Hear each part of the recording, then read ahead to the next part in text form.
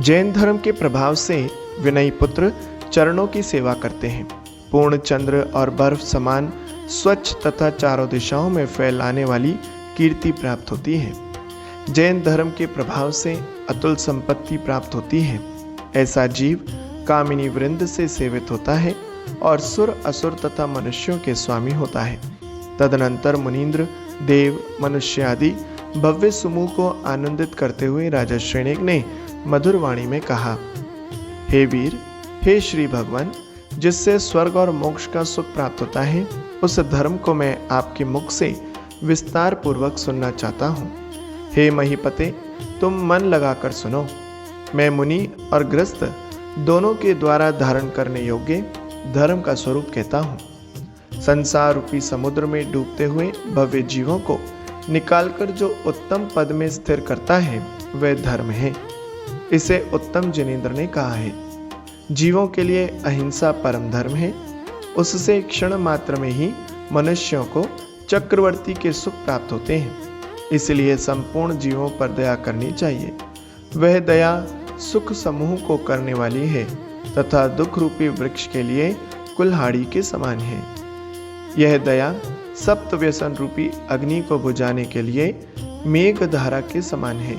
स्वर्गारोहण करने के लिए नसैनी है और मोक्ष रूपी संपत्ति को देने वाली है। जो लोग धर्म के लिए यज्ञ में प्राणियों की हिंसा करते हैं, वे कृष्ण सर्प के मुख से अमृत का समूह निकालना चाहते हैं। जल में पाषाण तिरने लग जाए, अग्नि शीतलपने को प्राप्त हो जाए, तो भी हिंसा से कभी धर्म नहीं हो सकता। जो किरात लोग यानी भील लोग धर्म समझकर महावनों में अग्नि लगा देते हैं, वे कालकूट विष का सेवन करके जीवित रहना चाहते हैं। जो लोलुपी जीवों का घात करके मांस को खाते हैं, वे अनेक दुखों को देने वाले अधोगति को प्राप्त होते हैं। जो जीव अत्यल्प सुख की प्राप्ति के लिए जीव हिंसा करते हैं, वे मनुष्य मेरु पर्वत के समान महान दुखों का उपभोग करते हैं। इस जगत में छाछ से घी नहीं बनता, सूर्य के बिना दिन नहीं होता, लेप करने मात्र से भूख नहीं मिटती, और उसी प्रकार हिंसा से सुख की प्राप्ति नहीं होती। प्राणियों का रक्षण करने वाले जीव रण में, अरण्य में, दुर्गम में, समुद्र और नदी आदि में, पर्वतों पर तथा संकटों में भी निर्भय रहते हैं। हिंसा करने वाले जीव पेट में ही उत्पन्न होते ही शस्त्र से समुद्र में या किसी वन में जाकर मरण को प्राप्त होते हैं। झूठ वचन से मनुष्य को महापाप लगता है। इससे नरकादि के असंख्य दुख प्राप्त होते हैं। यश रूपी वन इस संसार में आनंद प्रदायक और नाना सत्फलों का प्रदाता है। उस वन को असत्य भाषण रूपी अग्नि जला देती है। असत्य वचन अविश्वास का गृह, अनेक आपत्तियों विपत्तियों का दाता, महापुरुषों के द्वारा निंद्य और मुक्ति द्वार को बंद करने वाला है। असत्य वचन अनेक पापों का उत्पादक है।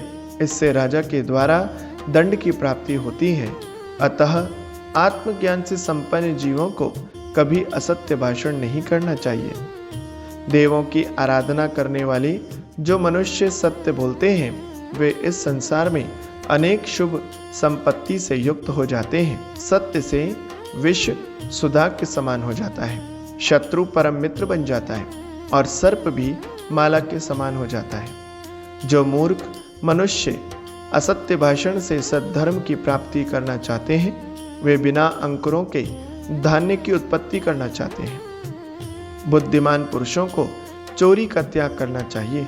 चोरी पर पीड़ाकारी है, पुण्य रूपी पर्वत को नष्ट करती है और आपत्ति रूपी लता का विकास करने वाली है।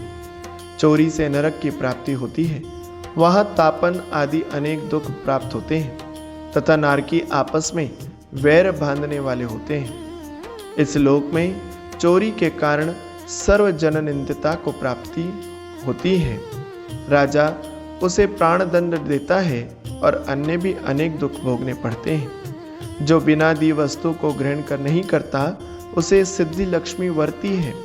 वह संपूर्ण सुखों की दात्री और पुनरागमन को रोकती है। अस्तेय व्रत के कारण मनुष्य को समृद्धि, सुंदर स्त्रियां, सुगति, शुभ कीर्ति और धर्म वृद्धि की प्राप्ति होती है। जो मूर्ख चौरे कर्म के द्वारा सुख कर बहुत सी विभूतियां प्राप्त करना चाहते हैं, वे अग्नि से सुंदर कमल वन को उत्पन्न करना चाहते हैं। यदि भोजन करने से अजीर्ण दूर हो जाए, सूर्योदय के बिना दिन निकल आवे और बालू को पेलने से तेल निकल आवे, तो चोरी करने से धर्म की प्राप्ति हो जाए। शील व्रत का रक्षण करने से चारित्र का वर्धन होता है और दुर्गतियों के द्वारा बंद हो जाते हैं। यह व्रत गुण रूपी वन को बढ़ाने के लिए मेघ के समान है। यह शील व्रत मुक्ति कांता का प्रदायक और सर्वोत्तम है। जो मनुष्य इसका पालन नहीं करता, वह त्रैलोक्य में अपने यश को नष्ट करता है। अब्रह्मचर्य सदा ही संपूर्ण संपदाओं का हर्ता, संपूर्ण आपदाओं का मंदिर और अनेक प्राणियों की हिंसा करने वाला है। जो शील का पालन करता है, वह मुक्ति का वर होता है। यह शील पाप रूपी कीचड़ को धोने के लिए मेघ के समान है और समस्त कुल कलंक को नष्ट कर देने वाला है। जो शील व्रत से युक्त है, वह स्वर्ग में जाता है। वहाँ पर सुंदर विलासिनी देवियाँ उसकी सेवा करती हैं। शील व्रत के महात्म्य से अग्नि बर्फ हो जाती है, शत्रु मित्र बन जाता है और सिंह हिरणों के समान हो जाता है। जैसे नमक के बिना भोजन व्यर्थ हो जाता है, उसी प्रकार शील का पालन किए बिना सभी व्रत, गुण और दान आदि व्यर्थ हो जाते हैं। जैसे घी के बिना भोज्य पदार्थ, ज्ञान के बिना तपस्वी, पति के बिना सुंदर नारी शोभा युक्त नहीं होती, उसी प्रकार शील के बिना मनुष्य की शोभा नहीं होती। जो शील का पालन करते हैं, उनके उपद्रव भी उत्सव बन जाते हैं। शील व्रत के पालक सेठ सुदर्शन की पूजा समस्त देवताओं ने की थी। परिग्रह पापों का घर है, उसको ग्रहण करने वालों के परिणामों में कलुषता उत्पन्न होती है। परिग्रह नीति और दया का नाश करने वाला है।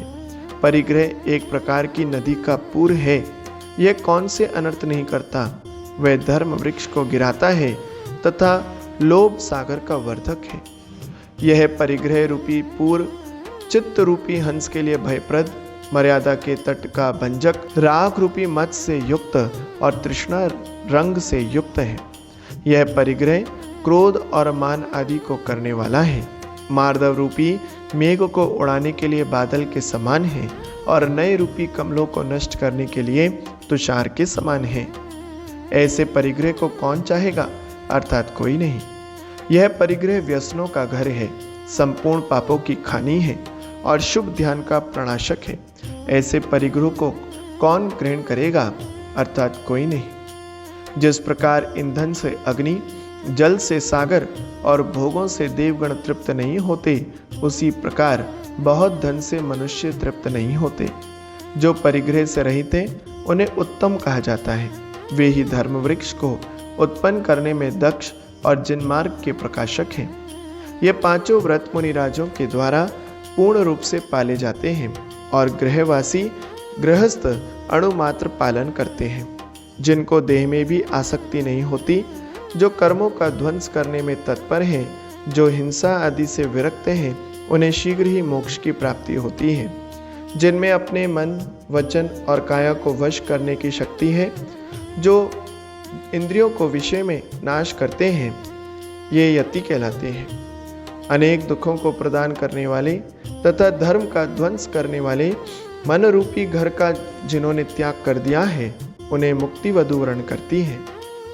शुभ आत्म ध्यान में तत्पर रहने वाले मुनिराज ईर्ष्या, भाषा, ऐषणा, आदान निक्षेपण और उत्सर्ग समिति का पालन करते हैं। 2 प्रकार का तप करने से कर्मों का समूह शीघ्र नष्ट हो जाता है।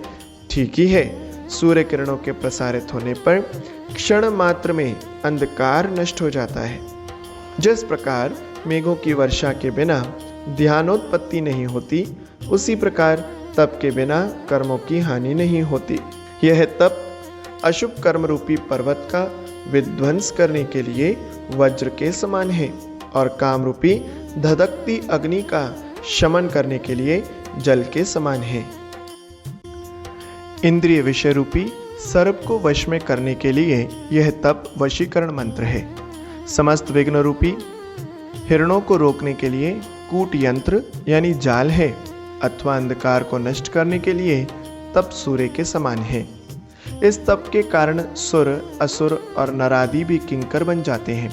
व्याघ्र, सर्प, अग्नि, शत्रु और विपत्तियां क्षय को प्राप्त हो जाती हैं। धान्य से हीन खेत, चंद्रमा के बिना आकाश और पद्म से हीन तालाब शोभित नहीं होता। उसी प्रकार तप से हीन मनुष्य शोभा को प्राप्त नहीं होता। तप के द्वारा योगीगण कर्मों को नष्ट करके केवल ज्ञान प्राप्त करते हैं तथा वे 2 या 3 भव में मोक्ष लक्ष्मी को प्राप्त करते हैं। धर्मोपदेश के कर्ता सुर और असुरेंद्रों के द्वारा संस्तुत ऐसे अरहंत प्रभु भी तप के प्रभाव से होते हैं। वे प्रभु संसार से अन्य भव्यों को तिरा देते हैं जो उनका नाम स्मरण करते हैं और जैन मतानुसार सुकृत को धारण करने वाले हैं। जो दोष मुक्त हैं, गण के आधार हैं, रागादि से रहित हैं और भव सागर से तिराने के लिए जहाज के समान हैं, वे जिनदेव कहलाते हैं। जो बुद्धिमान दिन रात उनके चरणों की पूजा किया करते हैं, उनका पाप पंक क्षण मात्र में नष्ट हो जाता है। यह जिनार्चा रोग और पापों को दूर करने वाली है, संपत्तियों को बढ़ाने वाली है, स्वर्ग और मोक्ष को देने वाली है और पुण्यवर्धनी है। यह जिनार्चा संसार रूपी सागर से तिराने वाली अत्यंत मनोहर, यश और सौभाग्य की प्रदायिका है। जो उस पूजा को करते हैं उनके घर इंद्र भी नृत्य करता है। बहुत प्रीति वाले सुपुत्र, अनेक विलासों को धारण करने वाली स्त्री और निशेष राज्य की विभूति जिनेंद्र की चरण सेवा से प्राप्त होती है। यह जिनार्चा विपक्ष का दलन करने वाली दुर्गति रूपी लता को नाश करने के लिए हथनी के समान कामधेनु को उत्पन्न करने वाली तथा शुभकारिणी है। जो जिनेंद्र की पूजा करते हैं वे इन सुर और असुरों के द्वारा सुमेरु पर्वत पर पूज्य होते हैं। जो नरोत्तम अरभ्यो नमः ऐसा जोर से उच्चारण करते हैं वे प्रशंसनीय यशोभाजन बनते हैं और भव सागर से तिर जाते हैं। परमात्मा की स्तुति करने से उत्पन्न होने वाले पुण्य समूह को केवली के बिना अन्य कौन कथन कर सकता है, अर्थात कोई नहीं। जो मनुष्य परमात्मा की निंदा करते हैं वे मनुष्य सदैव अष्ट कर्म और क्रूर जीवों से युक्त संसार रूपी वन में पाप और दुखों से युक्त होकर परिभ्रमण करते रहते हैं। अधम मनुष्य राग आदि दोषों से संयुक्त लोभ रूपी पिशाच से ग्रस्त यक्ष, भूत, पिशाच आदिकों को देव मानते हैं। कुशास्त्र के द्वारा ठगाए गए लोग पुत्र आदि और धनादि की वांछा से वट, पीपल, कूप आदि की तथा कुल देवियों की पूजा करते हैं। जो सम्यक दर्शन से संशुद्ध और सच्चारित्र से विभूषित है, जो स्वपर को तिराने में समर्थ हैं, वे गुरु हैं, ऐसा बुद्धिमानों ने कहा है। जिनसे कुबोध का विनाश होता है, जो धर्म और अधर्म का उपदेश देने वाले हैं, उन गुरुओं की सेवा भव्य जीवों के द्वारा की जानी चाहिए। इस नरक रूपी गड्ढे में गिरे हुए प्राणी की रक्षा करने में गुरु के बिना माता, पिता और बांधवादी समर्थ नहीं होते। बहुत आरंभ से युक्त मिथ्या दर्शन और ज्ञान से दूषित काम से आकुलित चित्त वाले गुरु कैसे हो सकते हैं, अर्थात नहीं हो सकते। क्रोध आदि से युक्त क्रूर कुशास्त्रों में आसक्त मन वाले जो स्वयं भवसागर में डूबने वाले हैं, वे दूसरों को कैसे तिरा सकते हैं, अर्थात नहीं तिरा सकते। जिनेंद्र भगवान की वचनों से रहित मनुष्य देव अदेव को, धर्म अधर्म को, गुरु अगुरु को और हित अहित को नहीं जानते। जो परमत के समान ही जैन मत को मानते हैं, वे लोहे को मणि के, अग्नि को पानी के तथा अंधकार को दिन के समान समझते हैं। जिसने सर्वज्ञ से उत्पन्न हुए वचनों को अपने कानों से नहीं सुना है, उसका जन्म निरर्थक है, ऐसा मुनिगण कहते हैं। जिसने सुख प्रदान करने वाले जिन वचनों को चित्त में धारण नहीं किया है, उसका जन्म सुअर आदि पशुओं के समान निरर्थक हो जाता है। जिसने मोक्ष प्रदायिका जिनवाणी का एक क्षण भर भी उच्चारण नहीं किया, विधाता ने उसकी रसनेन्द्रिय व्यर्थ ही बनाई है। तीन लोक की स्थिति, तत्वार्थ, महाव्रत, धर्म और अधर्म के फल का वर्णन जिसमें हो, वे जिन वचन हैं, ऐसा बुद्धिमान कहते हैं। जैसे सूर्योदय के बिना लोक में पदार्थ का प्रकाश नहीं होता, उसी प्रकार जिन वचन के बिना कभी सम्यक ज्ञान की प्राप्ति नहीं होती। ऐसा निश्चय जहाँ है वह सम्यक दर्शन कहलाता है। यह सम्यक दर्शन मुक्ति मार्ग का पाथेय है और दुर्गति के द्वार की दृढ़ अर्गला है। बुद्धिमान बोधि शब्द से सम्यक दर्शन को ग्रहण करते हैं। वे रत्न सूर्यबिंब के समान तमोवारक और मिथ्यानयों का क्षय कारक है। जैसे ज्योति के बिना नेत्र, घी के बिना भोजन, चंद्रमा के बिना रात शोभा को प्राप्त नहीं होती, उसी प्रकार सम्यक्त के बिना व्रत शोभित नहीं होते। जिस प्रकार देवों में इंद्र, संपूर्ण मनुष्यों में चक्रवर्ती, समुद्रों में क्षीर सागर श्रेष्ठ है, उसी प्रकार व्रतों में सम्यक दर्शन श्रेष्ठ है। सम्यक्त से संयुक्त मनुष्य भूखा होकर भी धनी है और दर्शन रूपी धन से रहित राजा भी दरिद्र ही कहा गया है। जिनका मन धर्म में आसक्त है, वे राज्य संपत्ति से युक्त प्रचुर भोगों के धारक और रोग तथा क्लेश से मुक्त हो जाते हैं। जिनका मन धर्म में आसक्त होता है, वे संपूर्ण मनुष्यों से सेवित, दीर्घायुषी, पुत्रवान, हाथी, बैल और घोड़े आदि सहित धनवान और बुद्धिमान होते हैं। वे अपने तेज से सूर्य को जीतते हैं, उनकी कीर्ति विश्वव्यापी हो जाती है।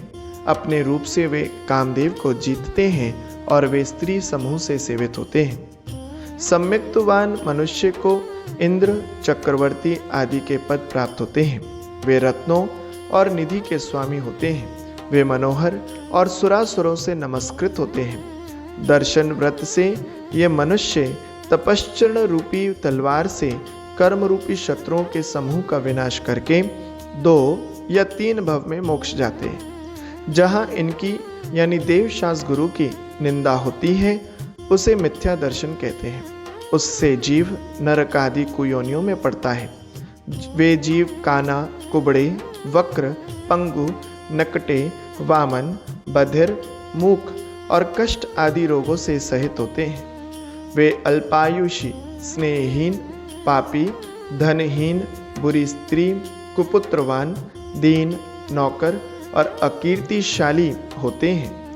मिथ्यात्व के प्रभाव से जीव व्यंतर, भूत, यक्ष, कौआ, बिल्ली, सुअर, एक इंद्रिय आदि और क्रूर होते हैं। जो मनुष्य मंदिर बनाते हैं, वे इस धरातल पर पूज्य होते हैं।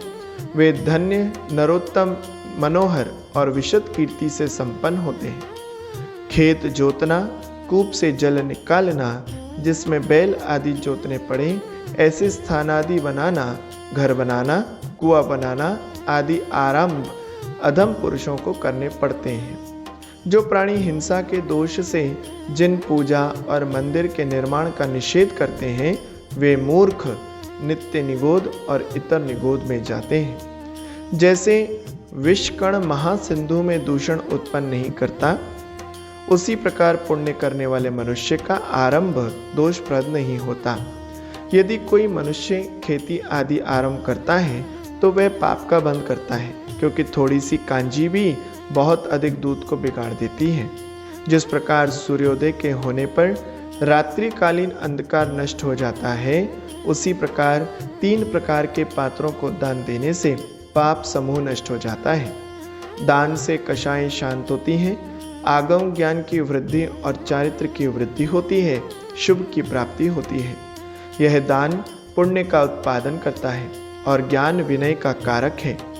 पात्र दान से गुणों में प्रीति, धन की प्रसिद्धि, आत्म कल्याण, सौख्य की प्राप्ति होती है और दाता क्रम से स्वर्ग और निर्वाण को प्राप्त करता है। दान से निश्चित ही ज्ञान, कीर्ति, सौभाग्य, बल, आयु, वृद्धि, कांति, श्रेष्ठ स्त्री, सुपुत्र आदि की प्राप्ति होती है। सत्पात्र को दान देने से चक्रवर्ती, नागेंद्र और देवेंद्रों के महासुख ठीक उसी प्रकार मिलते हैं जैसे गाय भैंस आदि को घास देने से दूध मिलता है। दीन लोगों के लिए दान देना दया है, वह प्रशंसनीय है और मनुष्य आदि भव को देने वाली है, ऐसा जिनेश्वरों ने कहा है। मित्र, शत्रु, राजा, दास, वैद्य, ज्योतिषी, भाट आदि को कार्य के बदले में जो दान दिया जाता है उससे किसी प्रकार का पुण्य नहीं होता। कुष्ठ, उदर व्याधि, शूल, श्वास, कास आदि के रोगियों को यथोचित औषध प्रदान किया जाना चाहिए। उससे जीवों को स्वर्ण के समान शरीर, कामदेव को भी जीतने वाला रूप और सर्व रोगों से रहित शरीर प्राप्त होता है। जो जीव एक इंद्रिय आदि जीवों को अभयदान देता है वह नित्य ही स्वर्ग में अप्सराओं के द्वारा सेवित होता है। अभयदान के प्रभाव से जीव रण में, महावन में, पर्वत पर, नदी में, समुद्र में, सर्पादि भयंकर जीवों में निर्भय रहते हैं। जो सर्वज्ञ के मुख से प्रकट है, अहिंसादि व्रतों से समन्वित है, शिष्यों को धर्म सिखाने वाला है, वह शास्त्र है, ऐसा दिगंबरों ने कहा है। जो नरोत्तम पात्रों को पटु बनाने वाले शास्त्र लिख कर देते हैं, वे स्वयं भी हमेशा सम्यक शास्त्रों में पारंगत होते हैं। शस्त्र, लोहा, रस्सी, गाय, भैंस, घोड़ा, भूमि, सोना, चांदी, स्वर्ण निर्मित गाय और स्त्री, इनका दान करने वाले मनुष्य महान अनर्थ को उत्पन्न करने वाले दुख के सागर से परिपूर्ण कुयोनियों में पतित होते हैं। शास्त्र दान से जीव ऐसे इंद्र होते हैं जो जिन कल्याणकों में रत रहते हैं, देवांगनाओं से सेवित होते हैं और सागरोपम की आयु वाले होते हैं। वहां से पुनः मनुष्य पर्याय को प्राप्त करके रमणियों के सुख को प्राप्त करते हैं, बहुत द्रव्य से संयुक्त होते हैं, यश तथा सौभाग्य के भागी होते हैं। वे जिन सेवा में लीन रहते हैं, पात्र दान में मन को लगाते हैं, निज कांति से मारतंड को भी जीतते हैं और मृदुभाषी होते हैं, उनका महोत्सव देवगण करते हैं। वे दयादि व्रतियों में श्रेष्ठ होते हैं, संसार और भोगों से निर्वर्ण होते हैं और जिन दीक्षा के धारक होते हैं। वे शास्त्राभ्यास से युक्त और परोपकार में तत्पर रहते हैं। वे दुस्सह तप करके केवल ज्ञानी बन जाते हैं। तदुपरांत वे अनेक देशों में परिभ्रमण करते हुए भव्यों को संबोधित करते हैं। अंत में 14वें गुण स्थान को प्राप्त करके मोक्ष को जाते हैं। श्रावकों के व्रतों को धारण करने वाले को रात्रि भोजन का त्याग कर देना चाहिए, क्योंकि वह हिंसा का अंग, पाप रूपी बैल की जड़ और उत्तम गतियों का क्षय करने वाला है। रात्रि काल में नेत्रों के विषय में न आने वाले कृमि, कीट आदि जीवों का समुदाय उत्पन्न होता है। धर्म बुद्धि से रात्रि में भोजन कैसे किया जा सकता है, अर्थात भोजन नहीं किया जा सकता। रात्रि में रात्रि भोजन से यह जीव सिंह, उल्लू, बिल्ली, कौवा, कुत्ता, गीध और मांस भक्षी भील आदि की पर्याय को प्राप्त होते हैं। जो बुद्धिमान रात्रि में चारों प्रकार के आहार का त्याग करते हैं, उन्हें एक माह में 15 दिन उपवास करने का फल होता है। इस प्रकार 2 प्रकार के धर्म को जो रात दिन पालन करते हैं, वे चक्रवर्ती आदि पद को प्राप्त करके निश्चित ही मोक्ष को प्राप्त करते हैं। इस प्रकार उपदेश को सुनकर श्रेणिक आदि राजा गणों में से और अन्य मानवों में से किसी ने श्रावक के व्रत ग्रहण किए और किसी ने मुनि दीक्षा ग्रहण की।